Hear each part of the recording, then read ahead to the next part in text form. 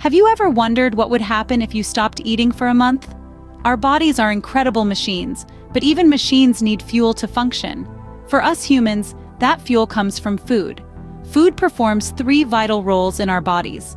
Firstly, it provides energy. Every bite of food you take is broken down and converted into energy. This energy powers everything, from your heartbeat to your brain's thoughts. Secondly, food supports growth and repair. When you're injured, your body needs extra nutrients from food to heal. And for children and teenagers, food is essential for growth. Lastly, food is crucial for survival. Certain nutrients like vitamins and minerals are essential for bodily functions. We can't make these nutrients ourselves, so we must get them from food. In short, food is like the gas in your car, the battery in your phone, the electricity in your house.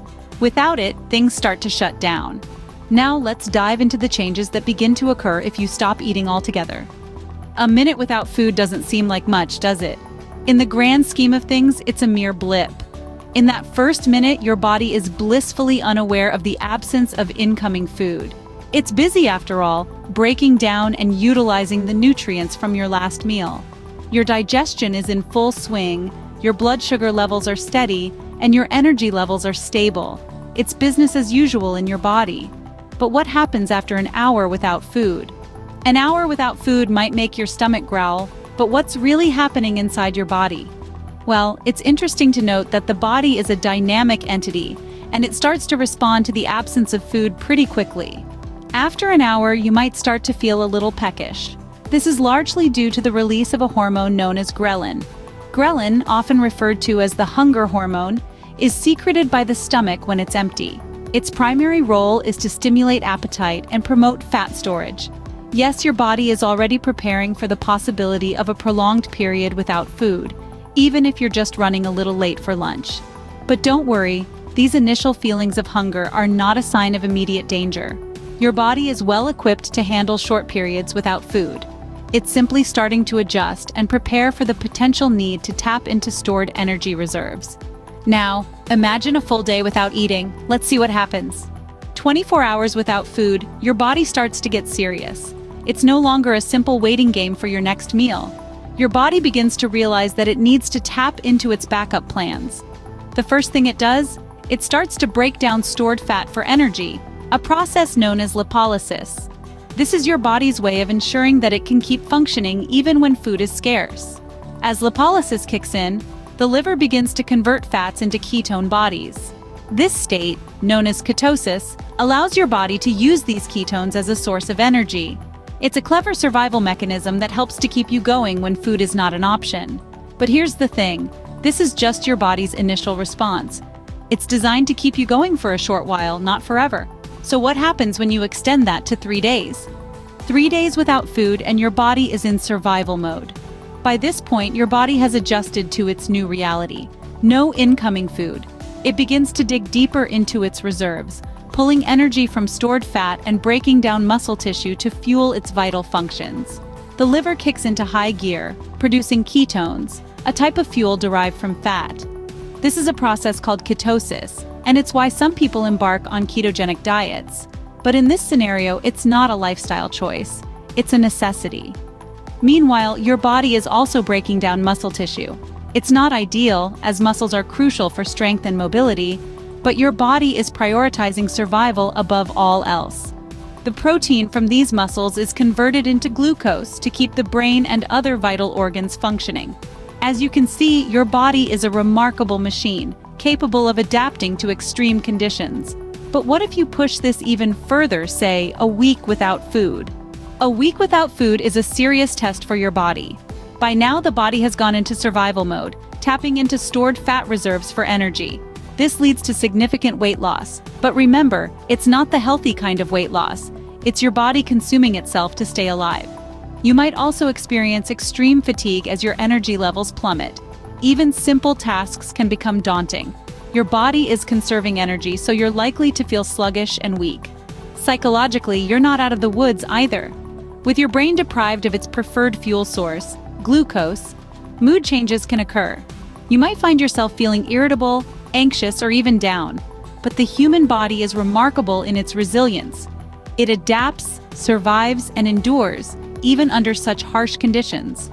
Our ancestors survived famines and periods of scarcity, and so can we, even if it's not ideal or by choice. Now let's double that. What happens after 2 weeks? 2 weeks without food, and the body is in crisis mode. It's pressing every last panic button and pulling all the levers it can reach. It's a state of emergency, as the body is now tapping into its last reserves. The liver, which had stored energy in the form of glycogen, has long since depleted these reserves. Now it's the muscles and organs that are in danger. Without food, the body starts breaking down its own tissues, including muscles, for energy. This process, called autophagy, is like a self-cannibalization. It's not just the muscles either. The heart, being a muscle itself, can also be affected, leading to potential heart failure. The immune system, too, takes a hit. Without essential nutrients, it weakens, making the body more susceptible to infections and diseases.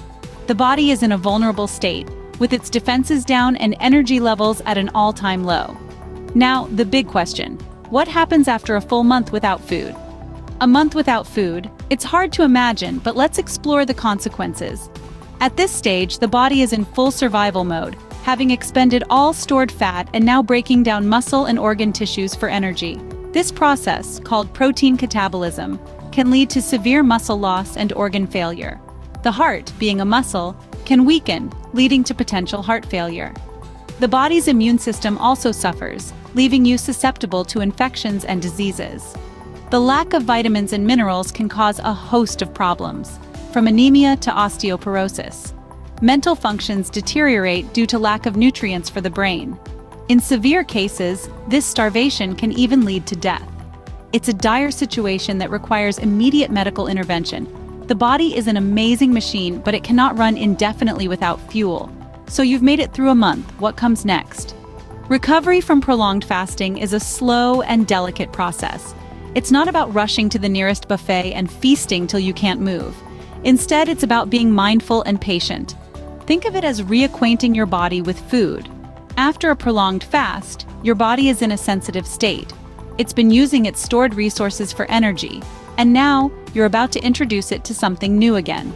This is why it's crucial to reintroduce food slowly and under medical supervision, if possible. Start with small portions of nutrient-dense foods.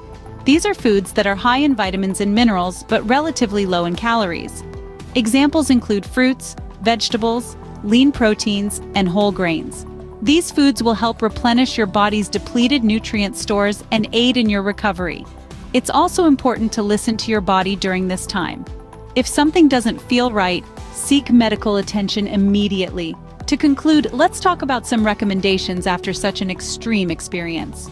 After such a drastic experience, it's crucial to take care of your body. Your first step should be to reintroduce nutrients gently, focusing on a balanced diet.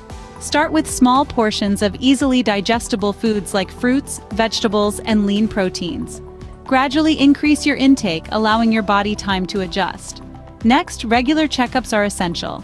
Your doctor can monitor your vital signs, ensure your body is recovering properly, and address any potential complications early on.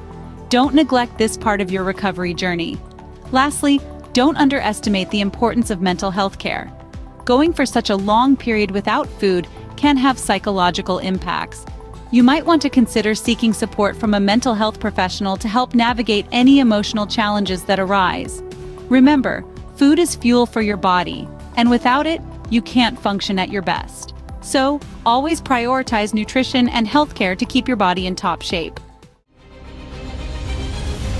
That's a wrap for today, folks. If you enjoyed, tap that like button. Don't miss out on the fun. Subscribe to stay tuned. The excitement is just beginning.